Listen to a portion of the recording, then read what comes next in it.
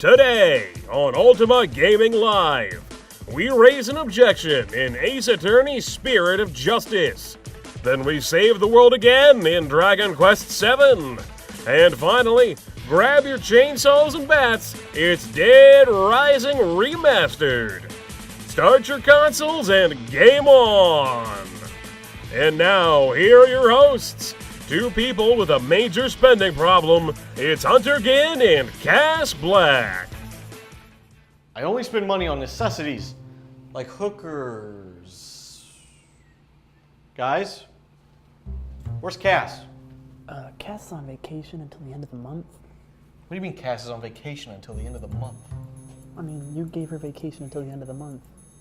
That's not in the budget. We have to film. You're the one that made the budget. Okay, so what's the plan then, guys? No, I gotta work with Thomas? Yes. It's a Thomas episode! Yes, it is. Please look forward to it. Just try to keep up, okay? You try to keep up.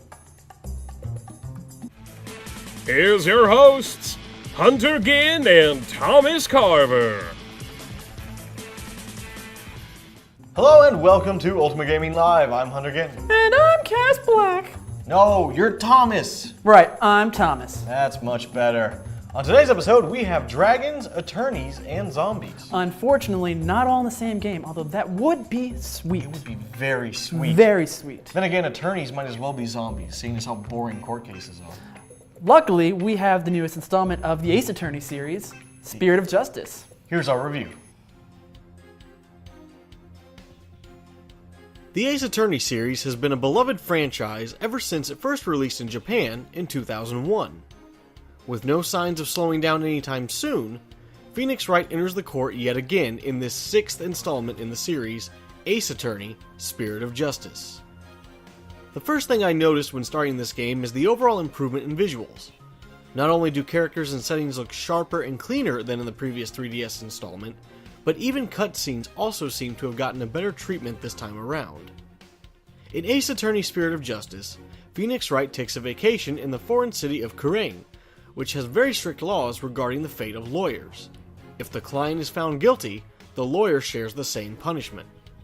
Even with these strict laws and being on vacation, Phoenix still manages to end up in a sticky situation and ends up working as a lawyer anyway. This sets the scene for Phoenix and his friends as they work on all new cases in a new land. Speaking of friends, Spirit of Justice contains a good mix of both old and new faces.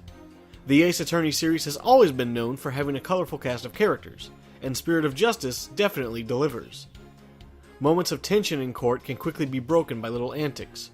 Characters are as moody as ever, not afraid to freak out if the moment calls for it. Of course, fighting in court is not the only aspect of the Ace Attorney series. Spirit of Justice contains the two main staples of gameplay: investigating and duking it out in court. Investigations are done in the same manner they always have been. You travel around the crime scene and other locations to search for clues, such as small objects or fingerprints, and to interrogate witnesses and detectives. Once you do enough snooping around playing detective, you'll use this newfound knowledge along with your inventory to debunk the idea that your client is guilty, and do what you can to turn the case around and reveal the truth. Of course, it's not all work and no play, as during your investigation, you'll often find funny and random characters, and have witty banter or other random conversations along the way. Being the sixth installment in the main series, you'll see plenty of mechanics from previous titles return. Emma Skye will help you dust for fingerprints, Apollo can detect lies with his bracelet, and Athena can run therapy sessions using the mood matrix. Cyclops also returned that Maya and Phoenix have used in the past to break through and see what someone is hiding.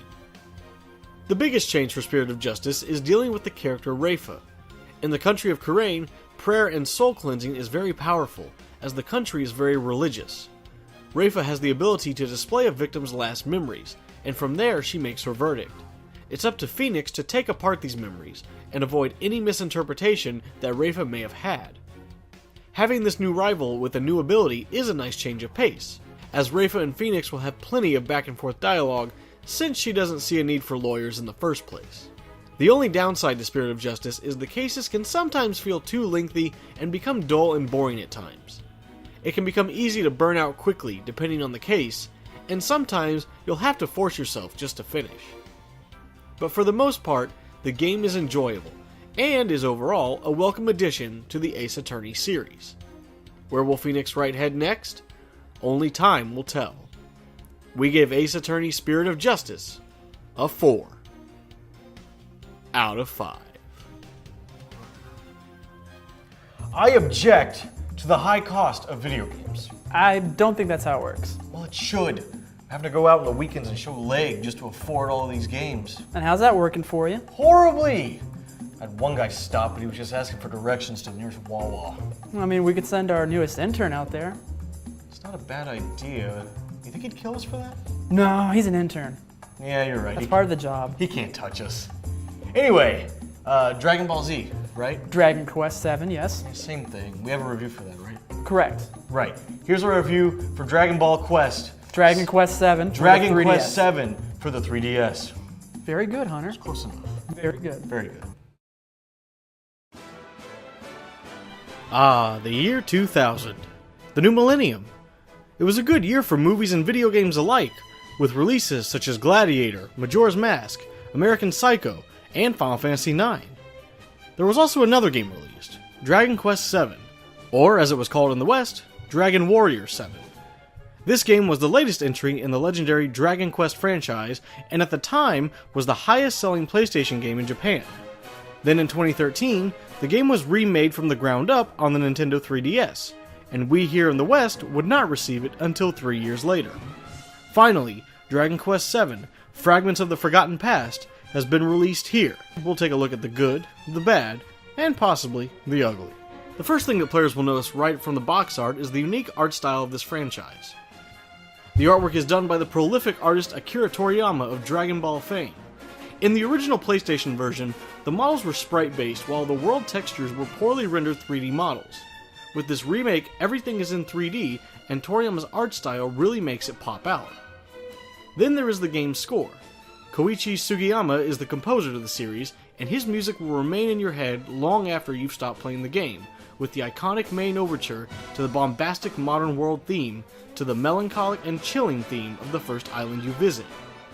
Each theme is very diverse and distinct, and it sounds even better than the original version with its remastering. The plot of this game follows a young fisherman's son and his friends, a prince and a neighbor girl, as they uncover ancient ruins on their island, which appears to be the only island in the world. In the ruins, they find themselves teleported to another island, and it is there their journey begins. As they continue on their adventure, more islands begin to appear around the world, and they must uncover the mystery as to what might have caused these islands to vanish in the first place. The plot of this game will take over 100 hours to complete, so you're going to be playing it for a good long while. Dragon Quest VII is a traditional turn-based RPG, which to some might be a good thing, and to others might be a bad thing. It is very much traditional. You take your turn, and the monsters take their turn. One feature that this game offers is your own class system. Later on in the game, you will have the ability to change classes on your characters, allowing you to play the game in any style you choose. However, you will be grinding to level up these classes a lot. To really advance through the game, you'll have to hit the grind at least if you want to advance relatively easier. The game is not hard, but if you want good weapons and armor, you'll have to need the gold to buy them. As I stated before, this is very traditional. Actually, Dragon Quest invented the tradition, so you could just say it's very Dragon Quest. The game is not perfect though. It does have some slowdowns every now and again. Almost every time you start a battle, frame rate will take a drastic dive downward, but it will go back up as soon as the fight continues. On the world map, you will have textures loading in and out of reality, which once again is not really a big deal, especially for a handheld game. Also, with its plot being over 100 hours long, it might seem like a large investment that many players these days are not willing to commit, and thus many people are probably not going to finish this game should they pick it up. However, if you are a fan of traditional turn-based RPGs, and you're looking to sink your teeth into one of the best out there, I highly recommend you pick this one up. If you missed out on Dragon Quest VII back in the day for PlayStation, now is your chance to experience it, or if you're looking to go back, now you can, and it will be the best it's ever been. Here at Ultima Gaming, we give Dragon Quest VII for the 3DS 4 little blue slimes out of 5.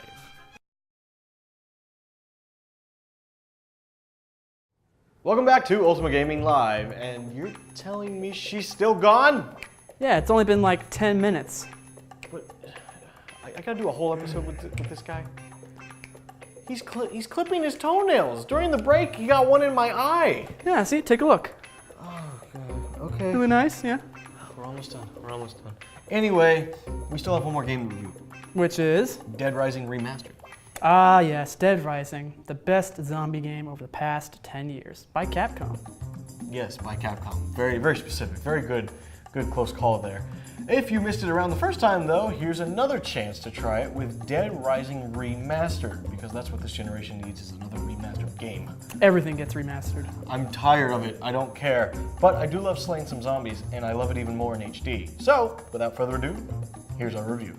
Time for you to get remastered. Wait, what does that mean? Remaster. It was 10 years ago that Capcom released the first Dead Rising game. Since then, there have been several sequels and spin-offs, with an upcoming title, Dead Rising 4, this winter. To hold over the fans until the new release, Capcom has given us the Dead Rising Triple Pack, which contains the original Dead Rising 2, and its DLC off the record. Fans who are looking to see something new here are going to be rather disappointed.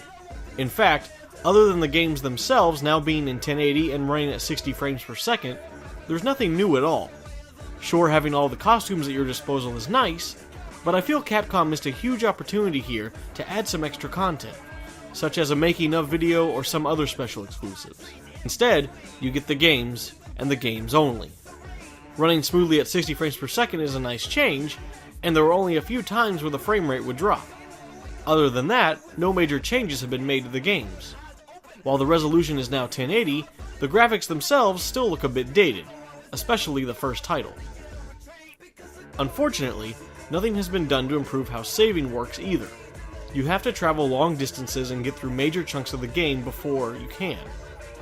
However, even with minimal changes and even less additional content, at the end of the day, Dead Rising is still just as fun as it always has been.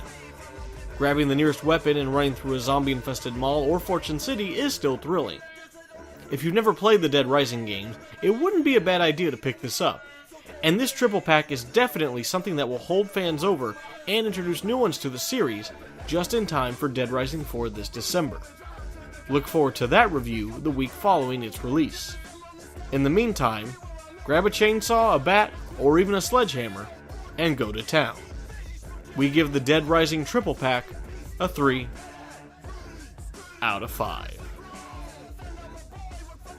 The guy told me, he was just a monkey. Yeah, all right, I know, it's cool, I understand, everyone has a monkey just friend. a friggin' monkey. Everyone's got a monkey friend every now and again, I had a monkey friend once. I drove a Lincoln. You guys do know we're still filming, right? Oh, jeez. Hey, welcome, oh yeah. Welcome back to Ultima Gaming Live. Yeah, no, we're still here, That review ran short, I didn't know It did. So, thank you guys so much for watching. That concludes today's episode. Thomas, or anything you want to tell the lovely viewers? No, nothing about monkeys. Nothing about monkeys or Matthew McConaughey in a Lincoln? No. That's a shame. Hey, be sure to check us out. You can go to ultimagaming.tv. That'll redirect you. Use your words. Redirect you to our website. Right. You can also go to youtube.com, but if you probably watching this already there, hit the subscribe button. Give us a like. Subscribe, the like, the comment, the share, the export on keepvid.com so you can make a DVD, the live stream on Twitch, the Twitters, The Facebook. the Instagrams. We got them all. We have very few of those actually. We're getting them all. No, we're not. I don't need to see pictures of people's food. I'm done with the world. Stop the world. I want to get off. All right, bye. So this one time, all right, I drove a Lincoln with a monkey, He said Harambe was just a monkey. I don't believe it. everyone has a monkey friend.